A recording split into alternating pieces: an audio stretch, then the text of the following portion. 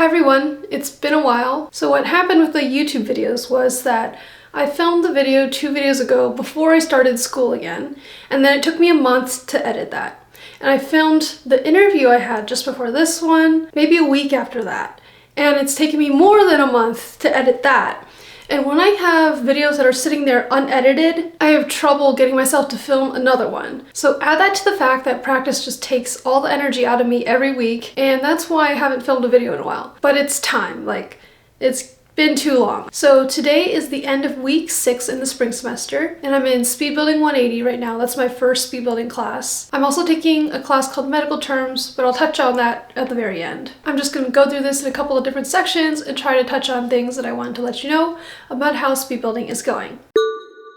I think this can be most clearly explained by how it's graded. So before, in theory, we were graded mostly on did we reach a certain number of hours in strokes per week. And these hours had to be in Real-Time Coach on that website. And basically any practice that you did that didn't count on RTC was devalued as 0, which I'd say I don't completely agree with. Now, in speedbuilding, your grade is entirely based upon whether you pass the tests needed to complete the class. So for example, the class that I'm in right now, Speedbuilding 180, I believe the passing requirements are 2 180 QA tests, 1 JC 160 test, and 1 literary 140 test, and a real-time 120 test. So if you get all of those, you get an A. If you get some of those, you get a B. And if you don't get any of those exit tests, but you did demonstrate a good level of practice, you get a C. And so that's basically the entire evaluation. As you might be able to tell, this really changes what you are and aren't required to do. For example, you're no longer required to hit 15 hours per week. You're also not required to do the discussion board. This is something I started slacking on recently once I realized,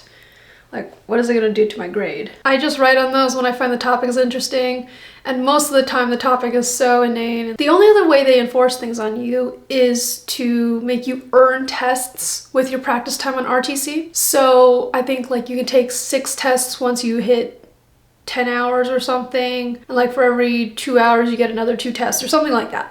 I'll post it up on the screen because I forgot exactly what the details are. And the other thing they make you do is they make you submit your reflection paper at the end of the week. And in theory, if you don't submit your reflection paper, you're not allowed to take tests next week. As an aside, I heard from my friends who are in the other speedbuilding class, in speedbuilding I think 140, and they said their teacher said that the program decided to do away with reflections, and they didn't have to submit their reflections anymore, just their speed test update sheet. And I don't know if my teacher did get the memo or she decided not to do that or something, but we still have to. And it's annoying because the reflection papers are really busy work and useless and take time for me and don't really help me that much. So those are the differences in format. And I would say because I'm not required to do 15 hours anymore, I find it useful that I have gotten in the habit of doing 15 hours, and I've been able to keep myself doing 15 hours a week because I've had that discipline all of last year. And so this goes back to my point from my theory tips video where I say you need to form your routine early and make it a discipline because it's carrying me into now. Some of my friends who never developed a full discipline and just relied purely on the fear of the grade to drive them to practice are now struggling a lot with self-discipline to get enough hours in. And I always say I'm not that great at self-discipline, but I've got myself into this habit and that has helped me continue. So even someone like me who struggles with it can do it, so you can do it too.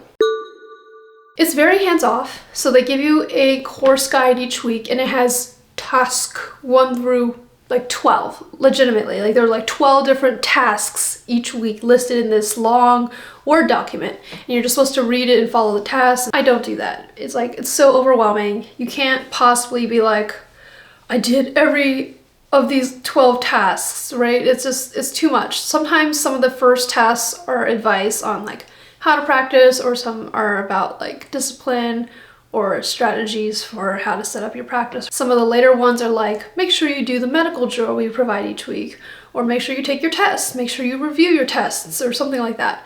Make sure you do your test prep.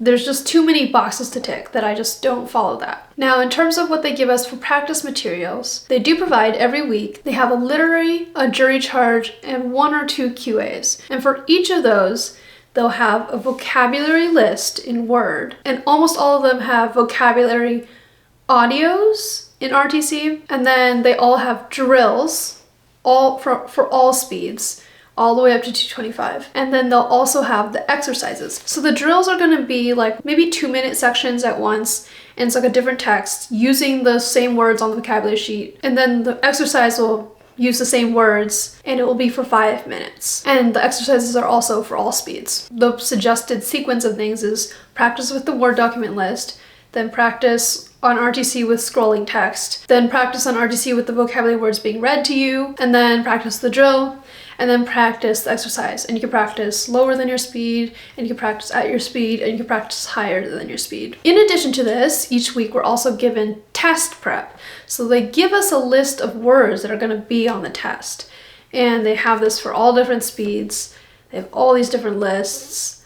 And they give us some like proper nouns to prepare for, or a list of words we can drill before taking the test to practice for the test. None of these have corresponding activities in RTC, so they don't count for time. Except for the real-time test prep, they do have some things in RTC for that. And then finally, each week they're giving us a medical drill. So it'll be, again, the Word document of terms that are going to be in this exercise. None of them have been like super medical so far, just a little medical. Then there's a drill. You can do this at different speeds. Now, it doesn't sound like they provide that much each week, but it is a lot. Like, I practice a full 15 hours each week, and it feels very difficult to get through all of that. It feels like you can't sufficiently cover all of that, or you feel like you've practiced hard on all of it. It feels like if you do practice hard on some of it, you just can't finish practicing all of that out in like 15 to 17 hours of RTC. And in total, I end up practicing maybe over 20 hours per week at this point, including non-RTC time, and I feel like I would not be able to finish covering everything that they give us without going to maybe 25 or 30 hours a week. I mentioned back in the other portion that they make you do RTC hours to earn your tests. Not only this, there's also another mechanic involved. There's these 2-minute tests. And so they have a couple of 2-minute tests each week for Lit, for JC, for QA, and with their own test prep lists. And basically these tests, it seems like their purpose is to kind of desensitize you from testing, give you more chances to feel confident at doing a test or something. But in the end, like if you pass one, it doesn't really count for anything. Based on the syllabus, you would have to pass a 2-minute one before being allowed to try the 5-minute version of that same category and speed. Then they offer probably one per category for the 5-minute test per week. I don't know if maybe there's like 2 options on the Q&A, can't remember. But then after that, you're dipping into the speed tests bank on RTC. What do I think? The 2-minute tests are not a bad idea. They're fun, they're helpful. It doesn't really help that you don't feel like you really passed anything when you passed one, but it is nice to have them. I would say they're generally a positive thing. In terms of the test opportunities per week, I think there's like up to 10, you can take up to 10 tests a week. And if you're calculating, that's like more than 1 a day. And the way I practice maybe 5 or 6 days, that's like 2 a day. So even if you took 2 a day, it would be hard to reach that many tests. So I just want to say that finally in speed building, it does feel like we have the ability to take as many tests as you could possibly need. You couldn't really be doing more than that with all the practice. And the theory behind requiring practice in order to take tests does make sense. Like I said before, I just enforce myself to try and hit that 15 hours, and I know I won't have any worries about having test opportunities or being ready to take the tests. Okay, this section is for things that I kind of stopped doing since last year, and I've noticed it was worse for me without it. So one thing I stopped doing was using the timer, and I set this timer each time I practice, and I press the start, and when it rings, that's the end of the practice, and I get to go off and take a break. For whatever reason, I stopped pressing this timer to practice when I started this year. I don't really know why, but I think this has made me less focused. I think I definitely get a little more distracted on my computer than before, and I kind of get a little more lost in the sauce when I'm practicing. I think the ringing of the timer kind of associated with like a sense of accomplishment, and not hearing that is throwing me off. And another thing I've been doing is starting to practice for longer than an hour, which, you know, isn't a bad thing, but then I'm just kind of aimlessly filling time. And I think just keeping it to 1 hour is a good habit I had that I probably should bring back and stick to as much as I can. Another habit that I've lost, that I am feeling the effects of losing, is starting every day at 9 a.m. So throughout last year, I would wake up every day and get on the machine by 9 a.m. and start. And I haven't been doing this so far this year, and it's been very difficult. Sometimes I won't start on my machine until like 10:30, sometimes 11:30, sometimes 12. Like one day last week it was past 2, and you've lost a structure in your day, and you're just thinking kind of vaguely about how am I going to fit these 3 hours in to the rest of my day, instead of having it kind of planned out for you and you know you're going to get it done and it's going to happen. And that extra like part of your mind calculating how you're going to do that is just tiring and wears you out. So I would definitely like to get back on that. However, there are some things in my life that are making that difficult. I have been doing some new other things in addition to school, and some of those run late in the day. A lot of them are happening like 11 p.m. to 12 p.m. and it keeps me up. Like I can't really get to bed earlier if I wanted to. So some days when I'm feeling exhausted, I give myself permission to sleep in and try to refresh the energy. Sometimes it works, sometimes it doesn't. Overall, it's wrecked my routine of starting at the same time every day. So definitely having that start time back would be nice. I'm still trying to calculate how I'm gonna get it back. So speed building so far has been pretty self-directed, and I have to say I have not been getting a ton of feedback from my teacher, and I just don't feel like I'm very attended to by anyone else than myself. So it's kind of been up to me to analyze what I'm doing. Is it working? How can I make this better? And having to do that from zero experience, like this is my first time in speed building, this is my first time living this life, like someone should probably tell me how they did it or how I should do it from them rather than trying to find the answers within myself from someone who's never done this. But here are some of the things I have figured out from within myself in the first couple weeks. So the first thing I did was I added test goals to my planner. So I realized in the first couple weeks that I felt really aimless, and it felt like, when am I waking up to practice each day? And like I said, again, that mental energy spent on calculating what am I going to be working on today wears you out. The more you have it kind of just planned out for yourself, even if you decided that for yourself, if it's already decided, that just takes a weight off your shoulders. It makes it easier to sit down to practice, makes it easier to get things done when you know you just have to do what you're told. And if you're the one telling yourself, that's great. So what I did starting the 3rd week was I wrote down the test I would be taking each day. So I wrote down what test I was going for, what speed it would be, and what score I wanted, what accuracy I wanted. And this is something that I do appreciate. We have to turn in the speed chart every week, and it has us set goals for the week. So it's like, write down the speed you want and the score you want to get. And a 1 or 2% increase per week would be reasonable. I'm like, okay. So I write down, like I want to get 85% on this speed, on this category in the 2-minute test, right?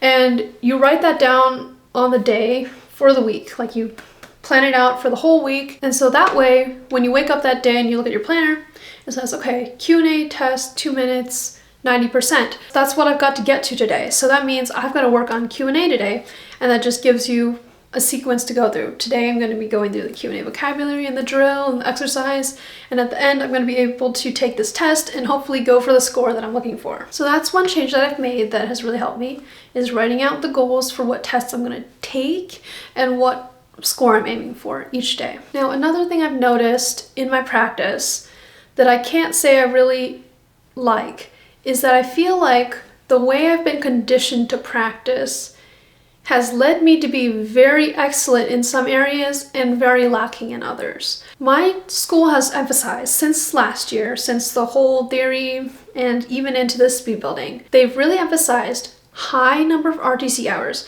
So they really, really want you to be listening to audio and repeating, like do the exercise over and over, over and over and over and over. That's like how they tell you to practice.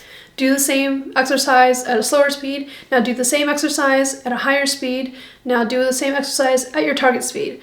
Repeat, repeat, repeat, repeat. Listen to audio, listen to audio, listen to audio. And also, of course, don't look at your screen, don't look at your screen, don't look at your screen. Don't look at your hands, don't look at your hands, don't look at your hands. Don't look at anything. Just type and listen. And lastly, when we practice in RTC, we're always grading our practice on the real-time result. So we don't practice, then edit, then submit it. We're always practicing in real time. I think these things have led me to become a particular type of writer. I wouldn't say it's all negative, but I think it has left me definitely unbalanced. So for number one, I would say that since I'm not allowed to look at my screen or look at my hands, but we are graded on real-time accuracy, I'm always subconsciously motivated to write as perfectly as I can, and that includes, if I make a mistake, I'm going to correct it as I write. This is not a great thing for edit tests, because most of the tests we take are edits. You're allowed to make mistakes as you write, and as long as you can read it in your notes afterwards and edit it to the right thing, you're good. But instead, as I practice, I'm always motivated to correct and try to write perfectly. And that also means I have this annoying ability to feel the strokes I'm making with my fingers, right? Because I'm not checking them on the screen, and I'm not checking them by looking at them, but I am checking them by feeling them. So this means my brain is still doing that step of processing what I just wrote and checking if it was right to see if it needs to correct it. And I think that's a distraction. It would be better if I was able to hear audio, just type it in, and then check out what happened afterwards. But instead, I'm constantly vetting what I'm writing. And I think this isn't helpful. It makes me good at real time, I guess, but I don't know that this is a great thing for me. I think the number two thing, which is very related, that I've become, is very good mechanically, but deficient with hearing. So like I mentioned before, I'm very good at doing all my strokes perfectly. I have very few misstrokes. Even when I think I'm doing bad, my writing is very clean. I barely have mistakes, but I do have a lot of drops. And in tests, this is an issue because I end up with just a lot of really perfect writing, very near to perfect writing, and then drops, which I can't fix through editing because I didn't hear it. I just don't know if it's a result of it's too fast for me, or I was thinking about something else which caused me to miss it, or I'm getting too far behind and I'm getting anxious that I won't be able to catch up or hear the next word. So I simply skip over the words that I'm behind and go straight back to being on the speaker, and it leaves me with drops that I can't fix. And I think in terms of being able to pass tests, it would be better for me to have unclean writing that I could fix through editing and getting a stroke down for everything, rather than having these drops that there's no way to decode what happened. And I think this happens partly because of the way we're told to repeat. We're told to do the same exercise over and over again. And I agree that you should be doing repetition on some of your exercises. I just don't know that it should be to this extent. Because after you start to get to know what's in an exercise, you kind of know what's coming. You know what words you're going to type. You're anticipating the order. You're anticipating the hard strokes. You don't go through any of the things you go through when you listen to exercise for the first time, in terms of having to translate it down, decide what strokes to put down, or anything. You're just repeating a mechanical sequence of motions, which, like I said, have trained me to become really good mechanically. But I struggle with the things you do when you hear a new text for the first time. The last thing I've been conditioned to be, that I don't know if I agree with, is being addicted to having a high number of hours on RTC. And I think this hampers my practice. Coming into speed building, I did want to try and increase my practice. Like, this is my year to finish. This is my year to put it all out there, to try and make it to the end by the end of this year. That's my goal. And I want to be doing everything I can. I want to put in as much practice as I possibly can. I'm finding there's just a limit. Like, there's an amount of physical energy I have that limits the amount of practice I can possibly do. And in terms of that mental thought, that conditioning that I've gotten, that you need to get 15 hours of RTC per week, it makes me prioritize that even when it isn't the most effective practice I could be spending my time on. I start to sacrifice some of the other things. I start to sacrifice some of my drill warm-ups that I really love and I've seen help me a lot. I start to sacrifice like TV shows that I like to do along to because they keep it fun. I sacrifice some of those word lists that don't count for time on RTC. And sometimes I end up repeating exercises on RTC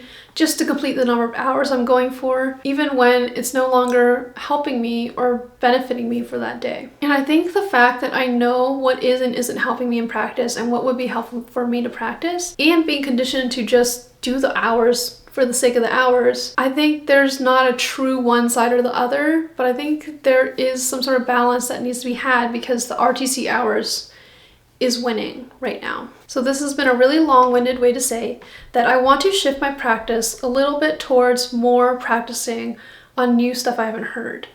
And, there's going to be a limited amount of stuff I haven't heard on RTC that would count. There's only so much I can go through and hear it for the first time. And because of all this conditioning I'm talking about, the way I've been brainwashed or whatever to prioritize repeating in RTC hours, and I've been brainwashed to focus on mechanical perfection over being able to hear every word and hold on to every word as much as possible. It's gonna take some more strategy and maybe deconditioning to get myself to practice in a different way. So I'll keep trying that and see how it turns out.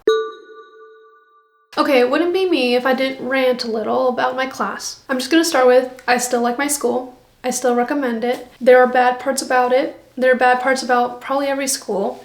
And you got to weigh the good parts against the bad parts and just be like, the good parts are worth it and the rest, I'm gonna deal with it. But to hear me complain just for the sake of complaining, here's some things that I'm having trouble with my speed building class right now. So the first one is that our online class site, it's on Brightspace, it's a LMS, has been copy pasted.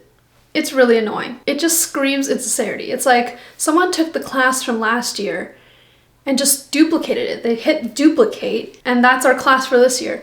And it's really annoying because it feels like nobody put in any effort into preparing our class. Like none of the references are kind of updated. For some reason there's like duplication. Like the grade book, there's 2 of everything. Like there's like a week 1 assignments, and then there's also another week 1 assignment. Also, there are class announcements. So like there's a part where the teacher can post announcements, and every week at like 12 a.m. they come out with an announcement, and it's just like, hi guys, I see you've been working hard. I've seen an increase in hours. Good work, keep it up.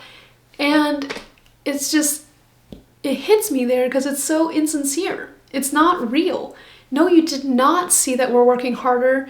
It's been 0 minutes since our homework was submitted. How could you know that? And you're clearly not talking to us because this has been duplicated from last year. It was written by another teacher to different students.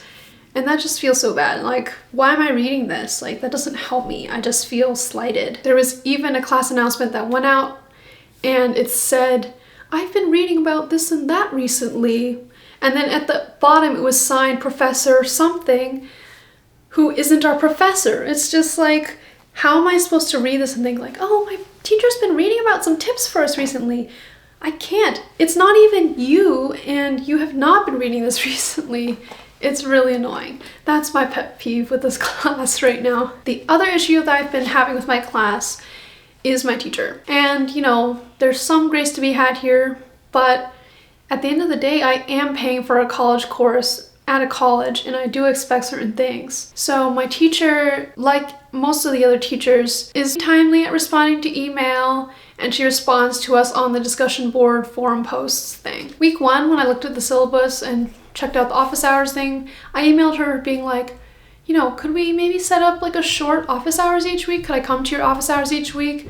Could we do a Zoom? Can I check in for like 30 minutes? And she was like, no. I cannot do weekly office hours with you. And, I think 30 minutes is an okay ask. I'm a student. I'm in her class. I want feedback from the teacher. I want help. I want advice. And she was like, no, I'm a working reporter. I have other things. You can send me an email anytime. And I was like, okay. I wanted a call. And that was what I think would help me over writing emails. I was able to finagle a week 1 office hours with her. I was like, okay, well then can we meet for just this first Monday? And she was like, okay. So we had a little call, and that was very helpful. It was just as helpful as I thought it would be. It's just disappointing that I can't count on her to get help and feedback the way I would like because she's also working. And that is something I think just like, an hour of office hours as a college class each week that I could attend is like a minimum that I would ask for in a college course, especially one that's asynchronous and doesn't even have any teaching time. No lectures, no teaching time. I've also asked her for detailed help. I'll describe my problem or something I'm working on, and she'll email back with maybe a half-hearted suggestion like, maybe you could be writing through the dictionary or something, like, okay? And then she ends with, but you're doing so great. You have so many practice hours each week and you're doing great. Just keep doing what you're doing.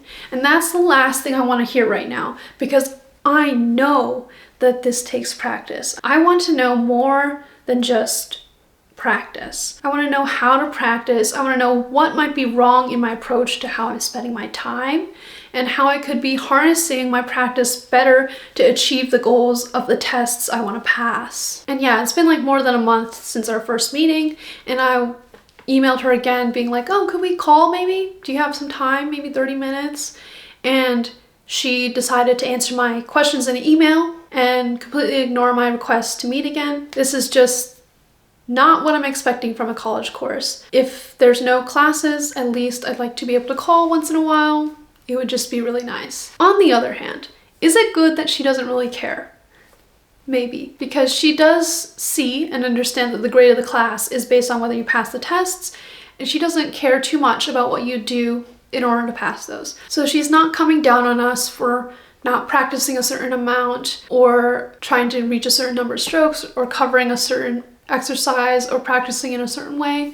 So in that sense, there is some freedom with this teacher allowing us to practice the way we want to. And she also doesn't seem to be very strict about all the rules about like passing a 2-minute test first or getting a certain number of hours in RTC before you take a test. Like I did ask and she said she was okay like if I took tests on Monday. Like I haven't filled my 6 hours to earn my first tests yet, but since I feel ready to, continuing on my practice from the last week, to take a certain test, I can take tests on Monday if I want to and just take them at whatever pace I want throughout the week. So in a way, blessing and a curse that she's not really paying attention to what we're doing. And that's me being very negative about it. She does seem like a nice person. She does seem helpful over text. So do with that what you will. Maybe she's a good teacher, but I just have high expectations. This video is very long now, but I still haven't gotten to the part I wanted to get to, which is my journey through the first 6 weeks of speed building. So I heard a piece of advice from a reporter that said, while you're in school, while you're trying to pass tests in speed building, try to focus on one category at a time and just pass that test. The way we're presented with our material each week, where we have literary, jury charge, and QA, it may lead you to try and get all of them at once. Try to work on all of them. And I think that, like I mentioned before, the way you can't really thoroughly practice everything, this piece of advice has been one that I really like and have been implementing. So I came into the semester with my first unpassed test, JC 140, that I decided to focus on. And that was my goal because I was getting really close towards the end of last semester. So I knew it was achievable, I knew I was close. So for the first week, I focused most of my time on jury charge practice, and I tried to do my tests, I tried to pass it, didn't quite make it, but on Monday of week 2, I passed jury charge 140. And I was like, phew, okay, I passed one. And I would say this is the last easy test I passed. I think I did work pretty hard for the 140 QAs, but this is as far as my beginning talent and momentum has carried me. Just from regularly pushing myself throughout theory. This is the last thing that I think I got without an extreme amount of effort. Again, I think I'm gonna uninclude 140 QA, but I've passed all my 120s and 140 JC and 140 QA up to this point, and that was as much as I can manage without concerted effort in speed building. Now, for the rest of the class, I have 15 weeks to pass the remaining tests, which are 140 literary, 160 JC, and 160 QA, and then 2 180 QAs. So I have 5 more tests to pass in the next 15 weeks. And so the next one I pick is literary 140. Why do I do this? Not really sure. They tell you that you're supposed to do, whatever your QA speed is, and then your JC at 20 words per minute slower, and then your literary at 40 words per minute slower. I don't know if it's like pride or what, but I have not fallen behind on this yet. And for some reason, I just don't like the lower number, whatever.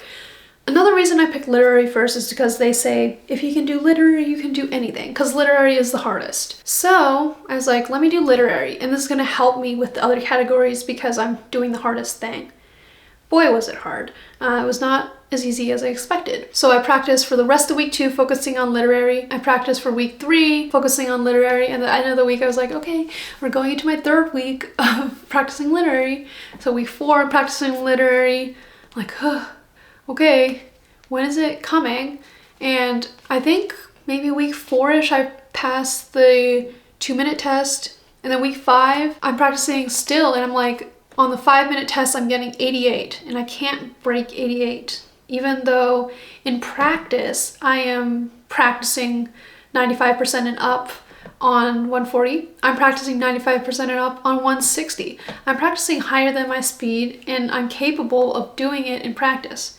And again, this is why I discount the repetition style practice. I'm like, how does repeating something I've almost memorized help me pass a test that I've never heard? Like, no one has answered this for me yet. But okay, that's an aside. And I'm getting frustrated by week 5. Week 6, I'm fed up. I'm like, let me pass this already. It's been 5 weeks. I'm spending 5 weeks on one test, and looking at the rest of the year and all the tests I have to pass, can I afford to be spending this much time and effort on this one test? And again, I'm practicing well enough in practice. Like, my practice should theoretically convert to a pass. So I'm like, this is getting annoying. I think part of it was that my strategy for the past few weeks had been to do literary for maybe Monday, Tuesday, Wednesday, and then I would do a jury charge day on Thursday and Q&A on Friday. This week's week 6, I'm like not passing the tests on Monday or Tuesday, can't pass it on Wednesday, and I'm like, I cannot go into next week still not having passed this test. So I keep practicing literary for the rest of the week on Thursday and Friday. And I finally find the test on Friday. And I reached like a 96.8 on my test. And I finally passed literary at the end of 5 weeks of practice. What was holding me back in those tests? That's what was really difficult for me to do. I've been doing some test analysis, and I try to write down everything I'm having trouble with, and it's mostly drops. And it's hard to say what's causing the drops because all the words around it, before it, in it, are just words that I know I could write with no problem. And if there is hesitation, I just really can't detect it or feel it, and I don't know how to. And so it's really hard for me to figure out why I'm dropping and how to fix it and practice for it. Like I said, I was asking and looking for answers, and I still haven't found them. I passed the tests without knowing what I did that caused me to pass the test. I just kept going, which is exactly the advice that I hate. Just keep going. I think another thing about literary is that syllable density can vary so much that the same speed, 140, depending on the text, can sound very hard, and some of them can sound very easy.